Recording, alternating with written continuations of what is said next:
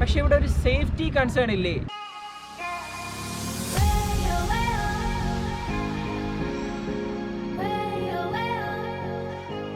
Activa 125 ഇതൊരു പുതിയ വാഹനമല്ല. കാരണം ഇതിന് മുന്നേയും ആക്റ്റീവ 125 ഉണ്ടായിരുന്നു. അതിന് മുന്നേ 125cc വന്നിരുന്നത് ഏവിയേറ്റർ ആയിരുന്നു. ഹോണ്ട ഫാമിലിയിൽ BS6 എഡീഷനിൽ വന്ന ആക്റ്റീവ 125 എന്തൊക്കെയാണ് ഡിഫറൻസ്, അതാണ് ഇന്നത്തെ വീഡിയോയിൽ ആദ്യമായിട്ട് നമ്മൾ ഡിസ്കസ് ചെയ്യാൻ പോകുന്നത്. സ്റ്റൈലിങ്ങിൻ്റെയും യൂട്ടിലിറ്റിയുടെയും കാര്യത്തിൽ ഹോണ്ട ആക്റ്റീവ 125 എന്ന് പറയുന്നത് കുറച്ചുകൂടി മെച്ചുവേർഡ് എന്ന് ഒറ്റ വാക്കിൽ തന്നെ നമുക്ക് പറയാനായിട്ട് പറ്റും. LED ഹെഡ് ലാമ്പ്സും LED DRLസും ഇൻഡിക്കേറ്റേഴ്സിനോട് ചേർന്ന് വരുന്ന ഒരു ക്രോം എലമെൻറ്റും കൂടി ആകുമ്പോൾ ഫ്രണ്ട് പ്രൊഫൈൽ എന്ന് പറയുന്നത് മാസീവായി മാറുന്നുണ്ട്. സൈഡ് പ്രൊഫൈലിൻ്റെ കാര്യത്തിലും ഒട്ടും തന്നെ മോശമല്ല. ഒറ്റ നോട്ടത്തിൽ നോക്കുമ്പോൾ ഒരു റെഗുലർ ആക്റ്റീവ 60 ആയി തോന്നുമെങ്കിലും ഒരുപാട് ഷാർപ്പ് എഡ്ജസ് ഒക്കെ വന്നിട്ടുണ്ട്. മാത്രമല്ല അലോയ് വീൽസ് കൂടി ഇൻക്ലൂഡ് ചെയ്തിട്ടുണ്ട്. അപ്പോൾ സൈഡ് പ്രൊഫൈലും കുറച്ചുകൂടി ഒരു വലിപ്പം വാഹനത്തിന് നൽകുന്നുണ്ട്. അവിടെ ഒരു യുണീക്നെസ് എന്നുള്ള രീതിയിൽ എനിക്ക് തോന്നിയത് ഡാഷ്ബോർഡിൽ വന്നിട്ടുള്ള ഒരു ഗ്ലോ ബോക്സ് ആണ്. അത്ര വലിയ ഗ്ലോ ബോക്സ് ഒന്നുമല്ല, അത്യാവശ്യം സാധനങ്ങൾ മാത്രം താൽക്കാലികമായി സൂക്ഷിക്കാനായിട്ട് ഇത് ഹെൽപ്പ് ചെയ്യുന്നുണ്ട്. റിയർ പ്രൊഫൈലിലോട്ട് നോക്കുമ്പോഴും ചെറിയ ചെറിയ ചേഞ്ചസ് ആണ് കൊണ്ടുവന്നിട്ടുള്ളത് 125ൻ്റെ അപ്ഡേറ്റഡ് വെർഷനിൽ. പക്ഷേ അത് നല്ലൊരു ചേഞ്ച് തന്നെ നമുക്ക് ഈ ഒരു വാഹനത്തിന് തോന്നിപ്പിക്കുന്നുണ്ട്. ഒറ്റ നോട്ടത്തിൽ നോക്കുമ്പോൾ നമുക്കൊരു സ്പ്ലിറ്റ് ടെയിൽ ലാമ്പ് എന്ന് തോന്നുമെങ്കിലും അതൊരു സിംഗിൾ യൂണിറ്റ് ടെയിൽ ലാമ്പ് തന്നെയാണ്. ഒരുപാട് ക്രോം എലമെൻസിൻ്റെ ഇൻസേർട്സ് കൊണ്ടായിരിക്കാം ഈ ഒരു വാഹനത്തിന് ഇങ്ങനൊരു യുണീക്ക് പ്രൊഫൈലായി തോന്നാനായിട്ട് കാരണം. മാത്രമല്ല കുറച്ചുകൂടി യൂട്ടിലിറ്റിയെ കൺസിഡർ ചെയ്തിട്ടായിരിക്കാം ആ ഒരു റിമോട്ട് ഫ്യൂൽ ലിഡ് കൂടി കൊണ്ടുവന്നിട്ടുണ്ട്. അപ്പോൾ നമുക്ക് വളരെ കൺവീനിയൻ്റ് ആയിട്ട് ഫ്യൂൽ ഫില്ല് ചെയ്യുന്നതിനും ഈ ഒരു വാഹനം ഹെൽപ്പ് ചെയ്യുന്നുണ്ട്.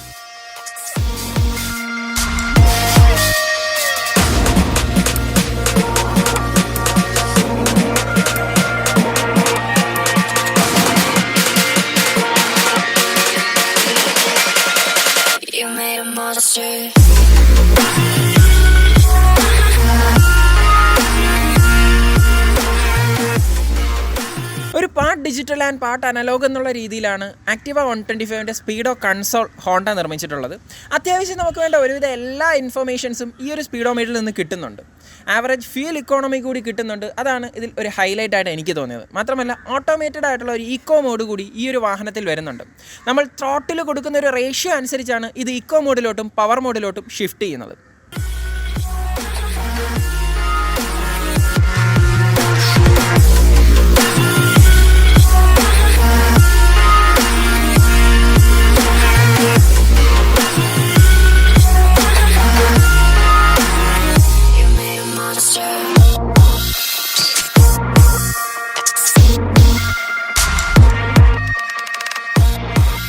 ആക്റ്റീവ 60 കമ്പയർ ചെയ്യുന്ന സമയത്ത് ഫ്രണ്ടിലെ ലെഗ് റൂം എന്ന് പറയുന്നത് മോർ ദാൻ സഫീഷ്യൻ്റ് എന്ന് ഒറ്റ വാക്കി പറയാൻ പറ്റും. കാരണം 60 ഇതിനോടൊപ്പം തന്നെ നമ്മൾ ഓടിക്കുന്നുണ്ട്. അപ്പോൾ നിങ്ങൾ കാണുന്നുണ്ടല്ലോ, എനിക്ക് വളരെ കംഫർട്ടബിൾ ആയിട്ടൊന്നും ഇരിക്കാൻ പറ്റുന്നില്ല. അത് ഓൾറെഡി ഞാൻ അതിൻ്റെ വീഡിയോ ചെയ്ത ടൈമിലും പറഞ്ഞിട്ടുള്ളതാണ്. പക്ഷേ 125ലോട്ട് ഷിഫ്റ്റ് ചെയ്തപ്പോൾ നല്ല രീതിയിൽ തന്നെ ഫ്രണ്ടിൽ ലെഗ് റൂമും ഫീൽ ചെയ്യുന്നുണ്ട്. മാത്രമല്ല സീറ്റിംഗ് കുറച്ചുകൂടി ആഡിക്വേറ്റ് ആയിട്ട് ഫീൽ ചെയ്യുന്നുണ്ട്. നല്ല വൈഡറും നല്ല ലെങ്തിയറുമായിട്ടുള്ള സീറ്റ് ആയതുകൊണ്ടായിരിക്കാം യാത്രാസുഖം നന്നായിട്ടുണ്ടെന്ന് തന്നെ നമുക്ക് പറയാനായിട്ട് പറ്റും. സസ്പെൻഷൻ്റെ കാര്യത്തിലും കുറേ കൂടി അഡ്വാൻസ്ഡ് ആണ് ആക്റ്റീവ 125. 6Gയുടെ റിവ്യൂ ചെയ്ത സമയത്ത് ഞാൻ പറഞ്ഞിട്ടുണ്ട് സസ്പെൻഷൻ ഒട്ടും പോരായിരുന്നു. പ്രത്യേകിച്ച് പഴയ ആക്റ്റീവ വെച്ച് കമ്പയർ ചെയ്യുമ്പോൾ വളരെ മോശമായിരുന്നു ഞാൻ പറഞ്ഞിരുന്നു. എന്നാൽ 125ൻ്റെ കാര്യത്തിലോട്ട് വരുമ്പോൾ ഇത് മൊത്തത്തിൽ മാറുന്ന തരത്തിലാണ് ആക്റ്റീവയുടെ 125 സസ്പെൻഷൻ ട്യൂണിങ് വന്നിട്ടുള്ളത്. അത്യാവശ്യം റോഡ്സിലെ ബംസ് എല്ലാം തന്നെ നല്ല രീതിയിൽ ഇത് അബ്സോർബ് ചെയ്യുന്നുണ്ട്. അതുകൊണ്ട് തന്നെ നമ്മുടെ സീറ്റിംഗ് കംഫർട്ട് എന്ന് പറയുന്നത് നല്ല രീതിയിൽ തന്നെ കിട്ടുന്നുണ്ട്.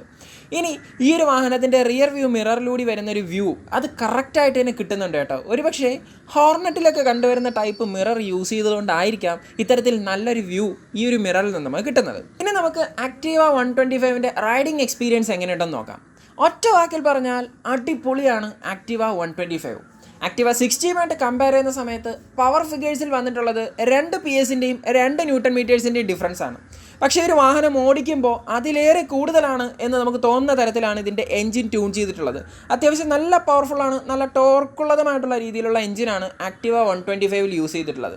പവറും ടോർക്കും മാത്രമല്ല കേട്ടോ, ഫ്യൂൽ എക്കോണമിയുടെ കാര്യത്തിലും 125 കുറേ കൂടി മെച്ചുവേർഡെന്ന് തന്നെ പറയാൻ പറ്റും. അപ്രോക്സിമേറ്റ് ഈ ഒരു സ്പീഡോ കൺസോളിൽ കാണിക്കുന്ന അനുസരിച്ചാണെങ്കിൽ ആവറേജ് മൈലേജ് അറൗണ്ട് 50 നമുക്ക് കിട്ടുന്നുണ്ട്. അപ്പോൾ ഒരു സിറ്റി ഡ്രൈവിംഗ് കണ്ടീഷനിലാണെങ്കിൽ എന്തായാലും 40+ കംഫർട്ടായിട്ട് നമുക്ക് കിട്ടും. റിഫൈൻമെൻറ്റിൻ്റെ കാര്യത്തിൽ ഇനി ഞാനായിട്ട് പ്രത്യേകിച്ചൊന്നും പറയേണ്ടതായിട്ടില്ലല്ലോ. ഹൈലി റിഫൈൻഡ് ആയിട്ടുള്ള ഒരു എഞ്ചിനാണ് ആക്ടിവ 125ൽ ഹോണ്ട നിർമ്മിച്ചിട്ടുള്ളത്. അതിന് ആക്ടിവ 125ൻ്റെ കാര്യത്തിൽ മാത്രമല്ല, ഒരുവിധപ്പെട്ട എല്ലാ ഹോണ്ട വെഹിക്കിൾസിൻ്റെ എഞ്ചിനും സുപ്പീരിയർ കണ്ടീഷനിലായിരിക്കും അവരുടെ റിഫൈൻമെൻ്റ് ഒക്കെ വരുന്നത്. ഇതിൻ്റെ കോമ്പറ്റീഷൻ കമ്പയർ ചെയ്യുന്ന സമയത്തും ഈ ഒരു വാഹനത്തിൻ്റെ ആ ഒരു റിഫൈൻമെൻറ്റ് അത് ഒരു ഹൈലൈറ്റഡ് ഫാക്റ്റ് തന്നെയാണ്. വൈബ്രേഷൻസ് ഒട്ടും തന്നെ ഇല്ലാത്തൊരു എഞ്ചിൻ കൂടിയാണ്. എന്നാൽ അതിലുപരി വളരെ സ്മൂത്ത് ആയിട്ടുള്ളൊരു റൈഡിങ് എക്സ്പീരിയൻസ് ആണ് ആക്ടിവ 125ൽ നിന്ന് നമുക്ക് കിട്ടുന്നത്. നിങ്ങൾ ഈ ഒരു വാഹനം എടുക്കാനായിട്ട് ആഗ്രഹിക്കുന്നത് തികച്ചും ഒരു ഫാമിലി പർപ്പസിനാണ്, അല്ലെങ്കിൽ ഓഫീസിലൊക്കെ പോയിട്ട് ഡെയിലി വരിക, അത്യാവശ്യം വേണ്ട സാധനങ്ങളൊക്കെ കൊണ്ടുപോകണം, എന്നാൽ വളരെ കംഫർട്ടബിൾ ആയിട്ടുള്ള യാത്ര വേണമെന്ന് നിർബന്ധമുള്ള ഒരാളാണെങ്കിൽ തീർച്ചയായിട്ടും നിങ്ങൾക്ക് പറ്റിയൊരു വാഹനം തന്നെയായിരിക്കും ആക്ടിവ 125. സേഫ്റ്റി കൺസേൺസ് നോക്കുമ്പോഴും ആക്ടിവ 125 എന്ന് പറയുന്നത് കുറെ കൂടി മെച്ചുവേർഡ് എന്ന് തന്നെ നമുക്ക് പറയേണ്ടി വരും. കാരണം ബ്രേക്കിംഗ് തന്നെ എടുത്തു നോക്കിയാൽ ഫ്രണ്ടിൽ ഡിസ്ക് ബ്രേക്കും ബാക്കിൽ ഡ്രം ബ്രേക്സുമാണ് പ്രൊവൈഡ് ചെയ്തിട്ടുള്ളത്. പക്ഷേ രണ്ടും കൂടി ക്ലബ് ചെയ്യുമ്പോൾ നല്ലൊരു ആഡിക്വേറ്റ് ആയിട്ടുള്ള ബ്രേക്കിംഗ് എഫിഷ്യൻസി തന്നെ ഈ ഒരു വാഹനത്തിൽ നിന്ന് കിട്ടുന്നുണ്ട്. ഇതിനൊക്കെ പുറമെ സൈഡ് സ്റ്റാൻഡിൻ്റെ ഒരു വാർണിംഗ് സിസ്റ്റം കൂടി ഈ വാഹനത്തിൽ ചെയ്തിട്ടുണ്ട്. സൈഡ് സ്റ്റാൻഡ് ഓൺ ആക്കിയാൽ എഞ്ചിൻ ഓട്ടോമാറ്റിക്കായിട്ട് കട്ടാവുന്നുണ്ട്. 1 ലക്ഷത്തിന് മേളിലാണ് Trivandrum on road price Activa 125ക്ക് വരുന്നത്.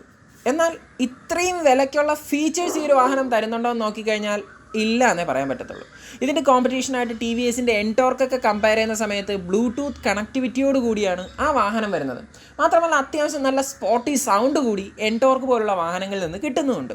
അപ്പോൾ അത്തരത്തിലൊരു വാഹനമാണ് ഇഷ്ടപ്പെടുന്നൊരു വ്യക്തിയെങ്കിൽ നിങ്ങൾക്ക് ആക്ടിവ 125 ഒരിക്കലും കോമ്പാക്റ്റ് ആവത്തില്ല.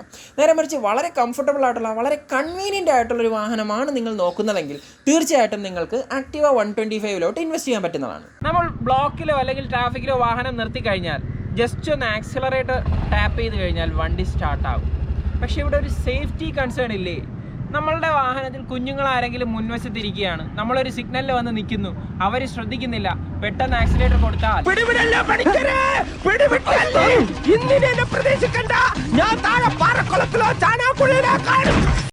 സംഭവിക്കാൻ പോകുന്ന ചിലപ്പോൾ വലിയൊരു ആപത്തായിരിക്കാം.